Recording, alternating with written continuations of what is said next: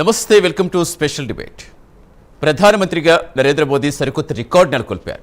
12 ఏళ్ల పాటు ప్రధానమంత్రిగా ఉన్న మోదీ ఈ పుష్కర కాలంలో చాలా నిర్ణయాలు తీసుకున్నారు. ప్రపంచ దేశాల్లో బలమైన నాయకుడిగా గుర్తింపు తెచ్చుకున్నారు ఆయన. ఆర్టికల్ 370 రద్దు, ట్రిపుల్ తలాక్ రద్దు, జన్ధన్ ఖాతాలు తెరవటం, కరోనా సంక్షోభం సృష్టించిన సవాళ్లు అధిగమించడం ప్రత్యేకంగా చెప్పుకోవాలి. ఇక ప్రస్తుతం పశ్చిమాసియా యుద్ధం ఎంత సంక్షోభం సృష్టించిందో తెలిసిందే. ఆ సమస్యల నుంచి బయటపడేందుకు మార్గాలు కూడా అన్వేషిస్తున్నారు. ఇక ప్రపంచ 4వ ఆర్థిక శక్తిగా భారత్ ఎదిగేందుకు కీలక చర్యలు చేపట్టారు మోదీ. 2047 నాటికి భారత్ మరింత బలోపేతమయ్యేలా లక్ష్యాలు నిర్దేశించుకున్నారు. మోదీ ప్రధాని అయ్యాక అనేక రాష్ట్రాల్లో బీజేపీ పాగా వేసింది. అలాగే తొలిసారి ప్రధాని అయిన సమయంలో కంటే 2-3 దఫాల్లో బీజేపీకి సీట్లు తగ్గినా మోదీ ప్రాభవం మాత్రం తగ్గలేదు. ఇక సిఏఏ, జమిలీ ఎన్నికలు, ఉమ్మడి పౌరస్మృతి, చొరబాటుదారుల డిపోర్టేషన్ ఇంకా పెండింగ్లోనే ఉన్నాయి. పాక్ ఉగ్రవాద చర్యలకు ప్రతీకారంగా సర్జికల్ స్ట్రైక్స్, బాల్కోట్ వైమానిక దాడులు, ఆపరేషన్ సింధూర్ చరిత్రలో లిఖించే అంశాలే. ఈ 12 ఏళ్లలో భారత సైనిక శక్తి మరింత బలోపేతమైంది. ఇక పార్టీని, ప్రభుత్వాన్ని సమన్వయం చేయడంలోనూ లౌక్యంగా వెళ్తుందని చెప్పాలి. గడిచిన 12 ఏళ్లలో అనేక కొత్త రాష్ట్రాల్లో బీజేపీ ప్రభుత్వాలు ఏర్పడ్డాయి.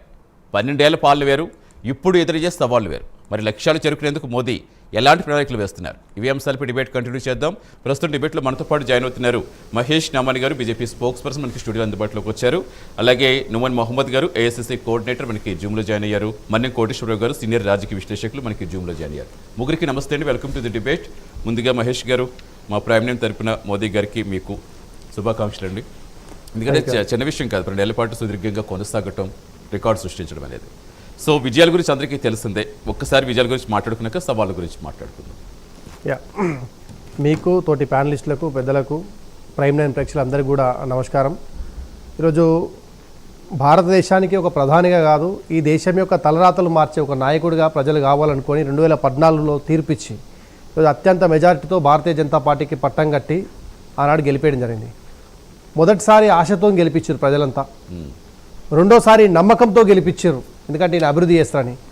మూడోసారి ఈ దేశాన్ని నిజంగానే మార్చుతుండు అనే ఇంటెన్షన్తో మరోసారి ఆశీర్వదించారు. అంటే మూడోసారి మాకు వచ్చిన ఏదైతే మళ్ళీ గెలిపించారంటేనే ప్రజలు మాకు సర్టిఫై చేశారు మా నరేంద్ర మోదీ గారి యొక్క నాయకత్వాన్ని. ఈ దేశంలో 12 ఏళ్ళుగా ఇంతకుముందు మీరు చాలా విషయాలు చెప్పారు. వాటన్నిటితో పాటు మొదలు పెడితే ఈరోజు ప్రపంచంలోనే 4వ అతిపెద్ద ఆర్థిక రంగంగా ఈరోజు భారతదేశం ఎదిగింది.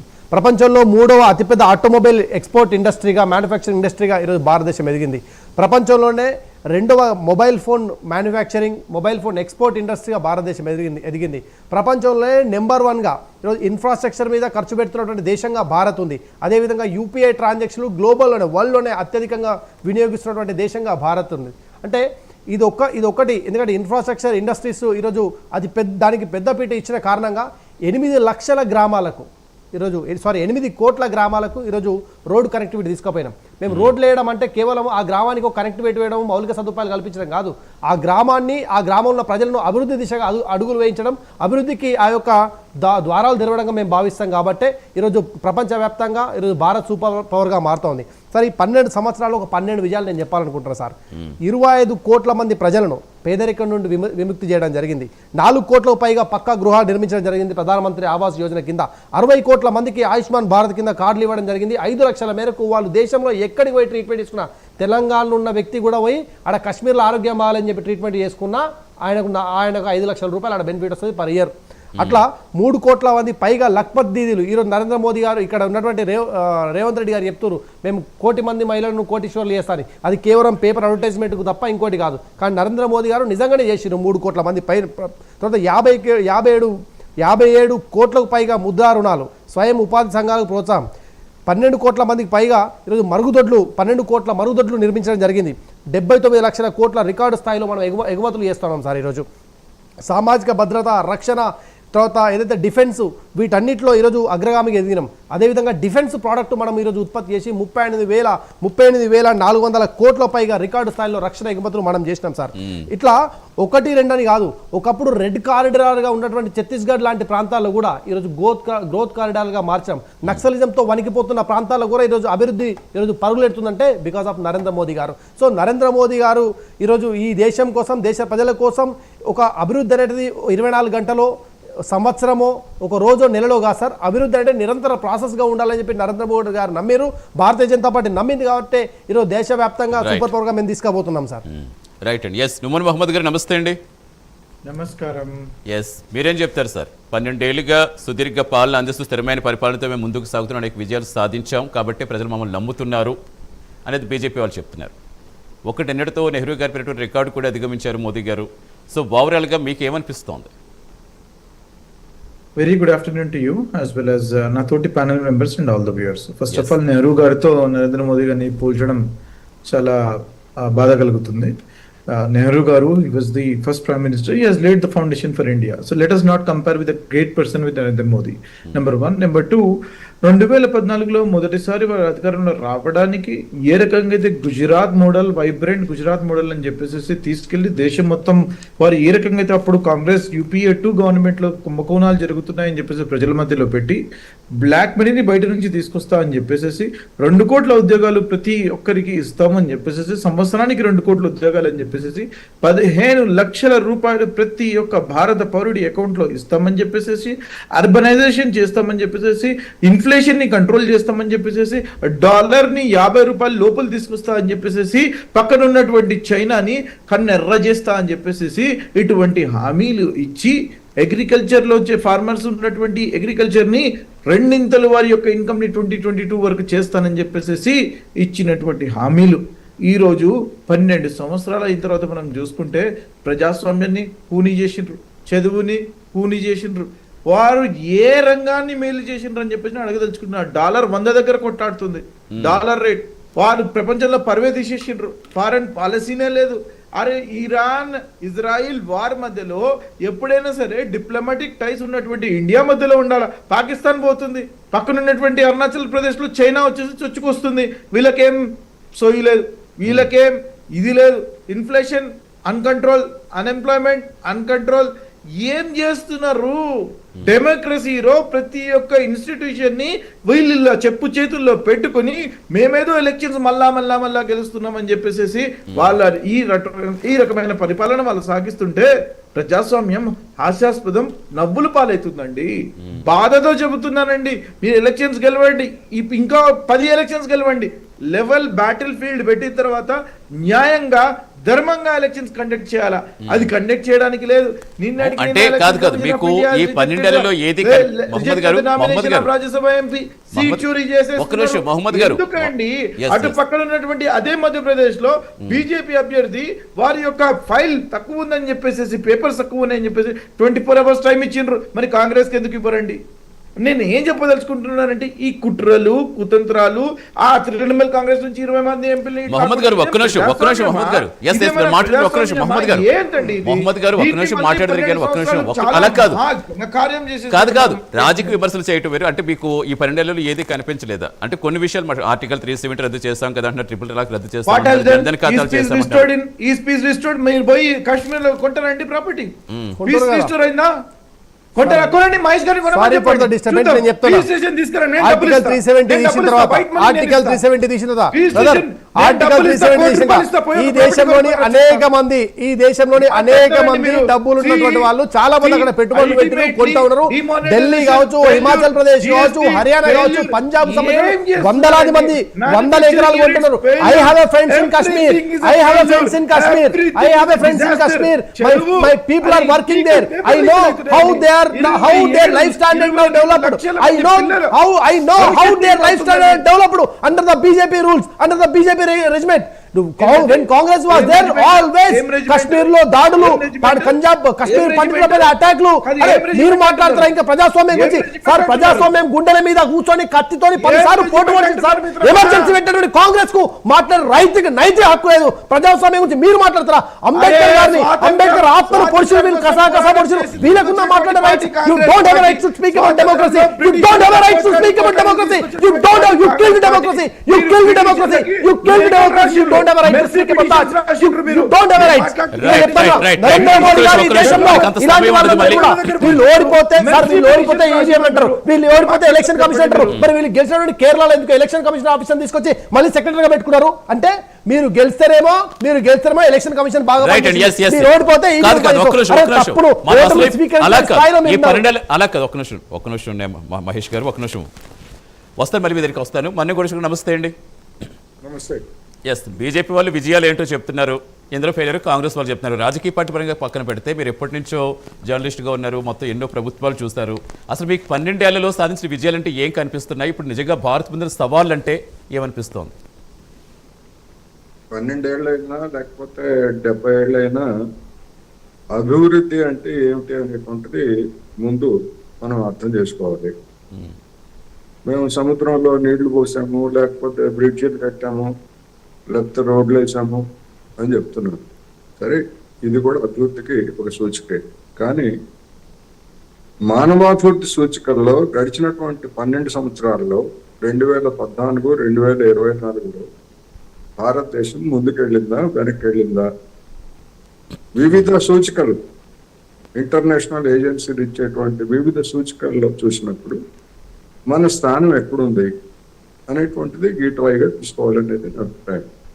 ప్రతి ప్రభుత్వము లేదా ప్రతి పార్టీ అధికారం ఉన్న తర్వాత కొన్ని పనులు చేయాల్సి వస్తుంది. ఇక వాటినే భూతత్వంలో చూపించుకుంటే అదే అభివృద్ధి అనుకుంటే అది వాస్తవం కాదనేది నా అభిప్రాయం. ఇప్పుడు నరేంద్ర మోడీ గారు 2014లో చెప్పినటువంటి అంశాలు 3 అంశాలు ప్రధానంగా ఉన్నాయి. ఒకటి, గుజరాత్ మోడల్ను దేశం అంతటా తీసుకొస్తాము అని చెప్పారు. అన్ని రాష్ట్రాల్లో అమలు చెప్తాం అన్నారు. అదేవిధంగా నల్లధనాన్ని వెలికి తీసుకొస్తాము అని చెప్పారు. విదేశాల నుంచి పెట్టుబడులు పెద్ద మొత్తంలో తీసుకొస్తామని చెప్పారు. ఇంకా అనేక విషయాలు చెప్పారు. మరి గుజరాత్ మోడల్ అంటే ఏమిటి? ఆ తర్వాత 2014 ఎన్నికల తర్వాత అప్పటి నుంచి ఇప్పటి వరకు ఎప్పుడైనా గుజరాత్ మోడల్ని అమలు జరపడం గురించి ప్రధాని నరేంద్ర మోడీ గారి నోటి నుంచి ఒక్కసారైనా మాట వచ్చిందా? దేశం అంతటా వదిలేయండి, బీజేపీ పాలిత రాష్ట్రాల్లోనైనా ఆ గుజరాత్ మోడల్ అంటే ఏమిటో అమలు జరిపారా అనేటువంటిది ఎవరినైనా చెప్పమని నాకే అభ్యంతరం లేదు, నేను అంగీకరిస్తాను. ఏమిటా గుజరాత్ మోడలు? తాజాగా జాతీయ కుటుంబ ఆరోగ్య సర్వే 6 వివరాలు వెలువడ్డాయి. దానిలో రక్తహీనతకి ఇండియా రాజధాని, ఎనీమియాకి ఇండియా రాజధాని ప్రపంచంలో. మరి నరేంద్ర మోడీ గారు సాధించినటువంటి ఘనత ఏమిటి?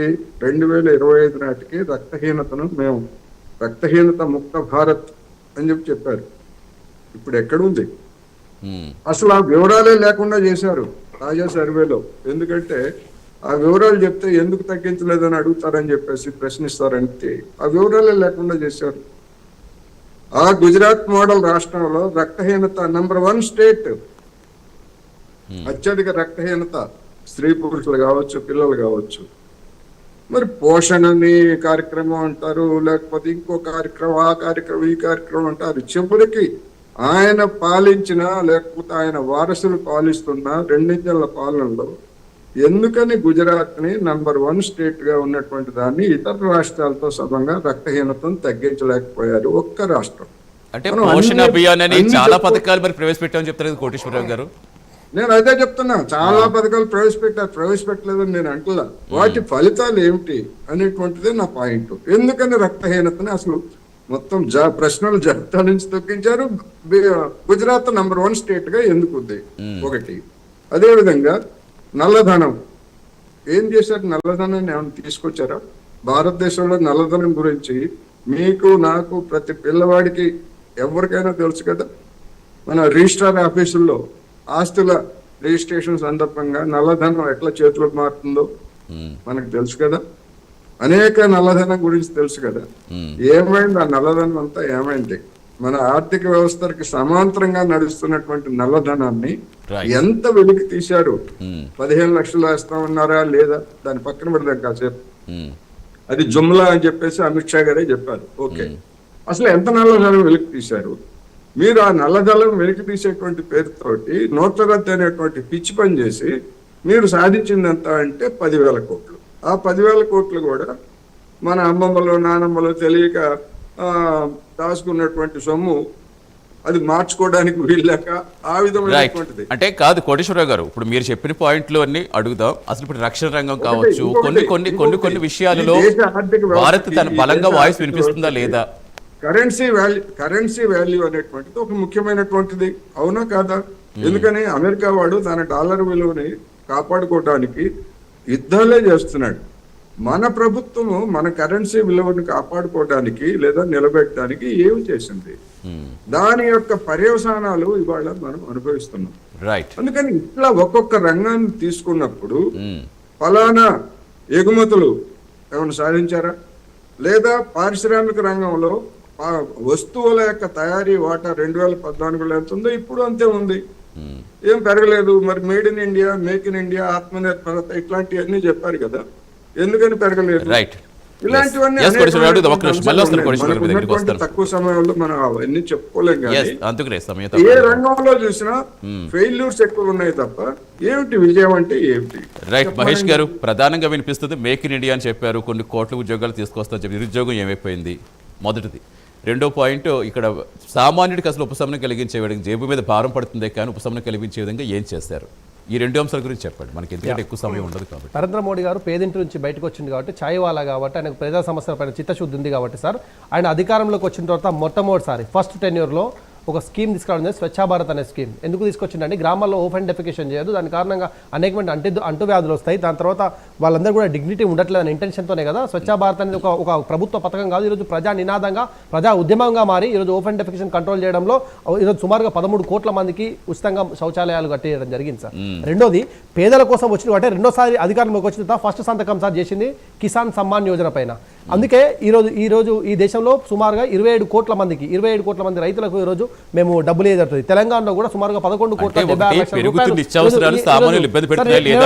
కిసాన్ అన్నదాత సుభిక్షంగా ఉంటుంది, అన్ని సుభిక్షంగా ఉంటాయని చెప్పేసి తీసుకున్న పాలసీ సార్. రెండోది, గతంలో మన దేశం నుంచి సుమారుగా 146.4 టన్స్ మిల్క్ ఏదైతే ఉత్పత్తి అయ్యేదో ఈరోజు 1270 టన్స్ యొక్క మిల్క్ ఉత్పత్తి పెరిగిపోయింది సార్. సో 12 లక్షల కోట్ల ఎకరాలు ఈరోజు పెరగడం జరిగింది. You just listen brother, you just listen. When your term is there you can speak. Sir, ఈరోజు దేశంలో 80 లక్షల మందికి ఉచితంగా రేషన్ ఇస్తున్నారు. ఇది డైరెక్ట్ బెనిఫిట్ కాదా అండి? దేశంలో పేదలందరికీ ఒక రూపాయి లేకుండా, ఒక రూపాయి ఖర్చు లేకుండా ఉచిత రేషన్ ఇస్తుంది మోదీ సర్కార్.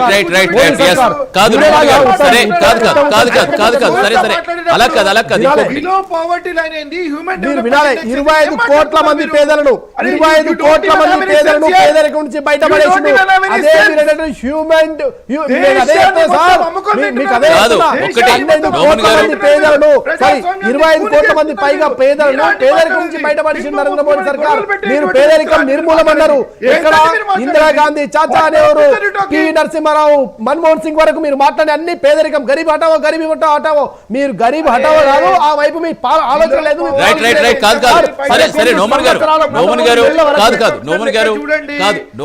ఇప్పటికీ కూడా 17 కోట్ల మంది ఈ రోజుకి కూడా బిలో పావర్టీ లైన్ లో. మీ ప్రభుత్వం ఉండగా 60 ఏం చేశారు? మీ ప్రభుత్వం ఉన్నప్పుడు ఏం చేశారు? గాడిద పనులు మీరు 25 కోట్ల మంది మీరు వ్యక్తిగత అయితే మాట్లాడేది అంత సమయం కూడా ఉండదు మనకి. అసలు పాయింట్ మీద వెళ్ళకుండా సబ్జెక్ట్ మీద వెళ్ళకుండా ఎక్కడికి అదే చెప్తుంటా కాదు, ఒకదాని కూడా కౌంటర్ కూడా కాదు, అలా కాదు నోమన్ గారు. సరే, కాదు వాళ్ళ వైఫల్యాలు ఒక్క నిమిషం, మీరు చెప్పినట్టుగా వైఫల్యాలు ఉన్నాయనుకుందాం. ఆ వైఫల్యాలు ప్రజలకు మీరు ఎందుకు తీసుకెళ్ళలేకపోతున్నారు? నేను ఒకటే అడుగుతున్నాను, ఆవేశం ఆక్రోశం పక్కన పెట్టేయండి. 12 సంవత్సరాల్లో ఒక్క ఇన్స్టిట్యూట్ మేము ఇన్ని తెచ్చినాం కదా, ఐఐటీస్, ఐఐఎమ్స్, ఏఎమ్స్ అని ఎన్ని చెప్పాలి? 29 యూనివర్సిటీలు మీరు వచ్చినప్పుడు ఉండే 54 సెంట్రల్ యూనివర్సిటీలు అయినాయి. ఐఐటీస్, ఐఐఎమ్స్, ఎయిమ్స్ ఎన్ని ఉండే సార్ ఆనాడు? ఈరోజు 46 ఎయిమ్స్ అయినాయి సార్. ఏం మాట్లాడతారు మీరు? ఎయిర్పోర్ట్ ఉండే,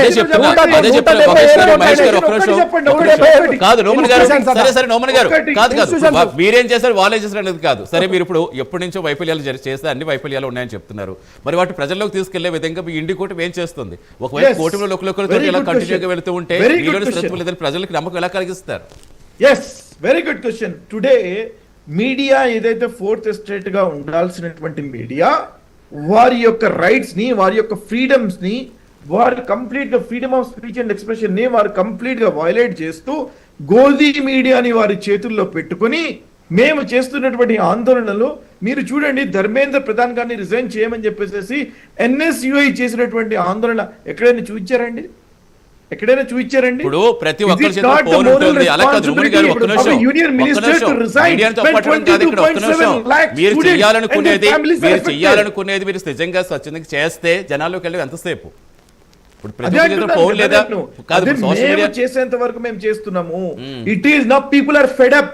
పీపుల్ ఇంకా మీరు చెప్తున్నాను కదండి 2026లో ప్రధానమంత్రి నరేంద్ర మోదీ గారు రిజైన్ చేయబోతున్నారు. He is going to step down as the prime minister of India. You note it. Koteswara garu సమయం అవుతుంది దానికి ఫైనల్ గా వికసిత్ భారత్ అని చెప్తున్నారు, 2047 అని చెప్తున్నారు. చెప్తాను, వీళ్ళు బీజేపీ ప్రతినిధులు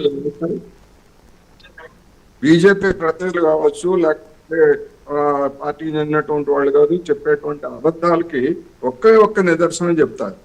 స్వచ్ఛ భారత్ నరేంద్ర మోడీ గారు ప్రారంభించారనేది పచ్చి అబద్ధం.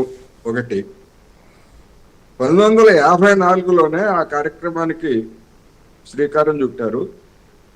మన వాజ్పేయి గారు అధికారంలో ఉండగా టోటల్ శానిటేషన్ పేరుతోటి ఆ కార్యక్రమాన్ని తీసుకున్నారు. 2012లో నిర్మల్ భారత్ అభియాన్ 2012లో తీసుకున్నారు. దానికి కంటిన్యూషన్ స్వచ్ఛ భారత్ పేరు మార్చి చేశారు తప్ప ఏదో నరేంద్ర మోడీ గారు వచ్చిన తర్వాతనే మొత్తం జనాలంతా టాయిలెట్లు కట్టుకున్నారని. మరి నరేంద్ర మోడీ గారు గుజరాత్ లో ఎందుకు కట్టించలేదు అంతకు ముందు? అంటే కోటేశ్వర గారు కదే అప్పుడు మనకి 2047 ఇట్లాంటివన్నీ ప్రశ్నలు అడగాల్సి వస్తుంది. సమయం లేదు. జనం అని చెప్పేసి భారత్ అభివృద్ధి ముఖ్యం మనకి, పార్టీలు ఏదైనా. నరేంద్ర మోడీ గారికి సార్ నేను ఇప్పుడు ఏ రంగాల మీద ఫోకస్ పెడితే భారత్ అభివృద్ధి తీసుకువెళ్తుందని మీరు చెప్తారు? ఏ ముందు అడగాలి కదా. ప్రధానమంత్రి నరేంద్ర మోడీ గారు జర్నలిస్టులను అడగాల, లేకపోతే సమాజంలో ఉన్నటువంటి పెద్ద మనుషులను అడగాల, లేదా పార్లమెంట్ ని అడగాల. ఎప్పుడన్నా ఒక డైలాగ్ ఈ దేశంలో అభివృద్ధికి ఫలాన్ని మీ సూచనలు ఇవ్వండి అని ఎప్పుడన్నా జర్నలిస్టులు అడిగారు? నోమన్ గారు రైట్ ఒక నిమిషం. ఎస్ సమయం అవుతుంది మనకి. సరే, ఏది ఏవే నిరుద్యోగ నిర్మూలన కావచ్చు, పేదరిక నిర్మూలన కావచ్చు, దేశ సార్వభౌమత్వం కరెక్ట్ గా ఉన్నప్పుడే వికసిత భారత్ అనేది సాకారం అవుతుంది. ఆ దిశగా వెళ్ళాలని కోరుకుందాం సార్. థ్యాంక్ యూ నోమన్ గారు, థ్యాంక్ యూ మనీ కోటేశ్వర్ గారు, థ్యాంక్ యూ మహేష్ గారు. Thanks for joining in debate అండి. ఇది ఇవాళ special debate. Keep watching prime 9 news. నిజం ఇదే మా ఇష్టం.